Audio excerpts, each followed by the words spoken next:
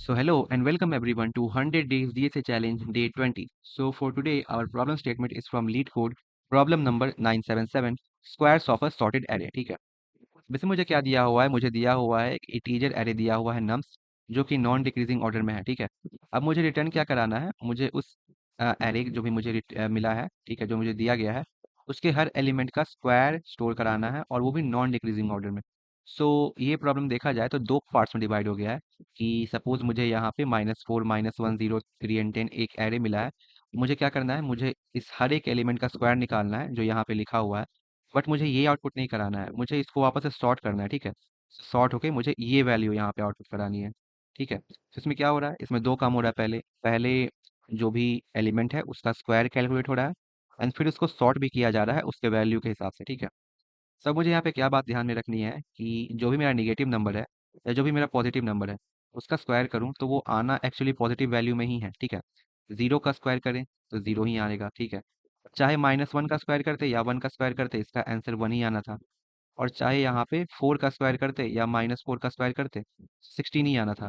तो इससे मुझे क्या समझ में आ रहा है कि मुझे निगेटिव वैल्यूज को देखना ही नहीं है, मुझे बस पॉजिटिव वैल्यू को देखना है अगर मुझे सॉर्ट करना है तो। ठीक है। सो इसके लिए मैं क्या करूँगा? मैं एब्सोल्यूट वैल्यूज का यूज़ करूँगा। अगर -4 है तो मैं उसे एज अ 4 ही ट्रीट करूँगा एंड -1 है तो मैं उसे एज अ 1 ही ट्रीट करूँगा। ठीक है। चलिए इसका कोड इम्प्लीमेंटेशन देख लेते हैं कि मैंने इसका कोड कैसे लिखा है। So this is the code of this problem. ठीक है। सबसे पहले मैंने यहाँ पे क्या किया है? मैंने जो भी मुझे एरे मिला था मैंने उसका साइज स्टोर करा लिया है एक एन वेरिएबल में।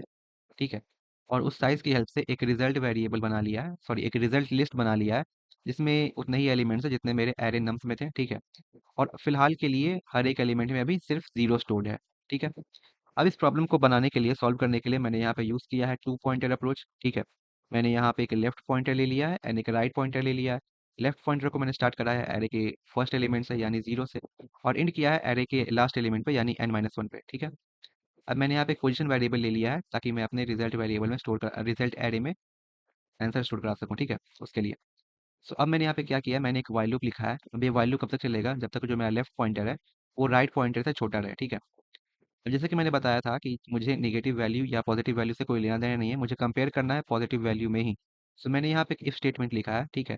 जो कि सिर्फ एब्सोल्यूट वैल्यूज को कैलकुलेट कर रहा है कि चेक करो कि जो मेरा नम्स है at left is greater than nums at right. ठीक है। जो नम्स लेफ्ट है क्या वो नम्स राइट के एब्सोल्यूट वैल्यू से बड़ा है कि नहीं?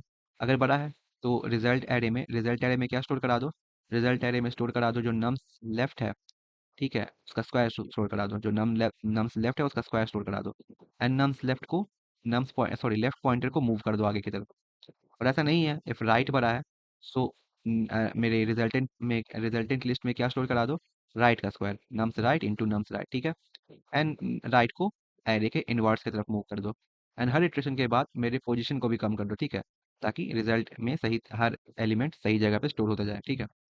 अब ये प्रोग्राम मेरा क्या करेगा? ये प्रोग्राम मेरा ऑटोमेटिकली रिजल्टेंट एरे में स्क्वायर्स को भी कैलकुलेट कर देगा एंड उसे already in a sorted way calculate करते जाएगा, जिससे मुझे दो लूप लिखने की जरूरत ही नहीं है। ठीक है। अगर मैं दो लूप लिखता, पहले स्क्वायर कैलकुलेट करो फिर उसको सॉर्ट करो, सो उसकी टाइम कॉम्प्लेक्सिटी हो जाती ओ ऑफ एन प्लस एम। ठीक है। बट मैंने यहाँ पे ओ ऑफ एन टाइम कॉम्प्लेक्सिटी में ही इस प्रॉब्लम को सॉल्व कर दिया है। और उसकी स्पेस कॉम्प्लेक्सिटी भी क्या हो जाएगी? ओ ऑफ एन ही हो जाएगी, बिकॉज मैंने यहाँ पे रिजल्टेंट एरे ले लिया है। ठीक है। So this was the whole solution for today. I hope you like it. So मिलते हैं D21 में. Till then, keep coding.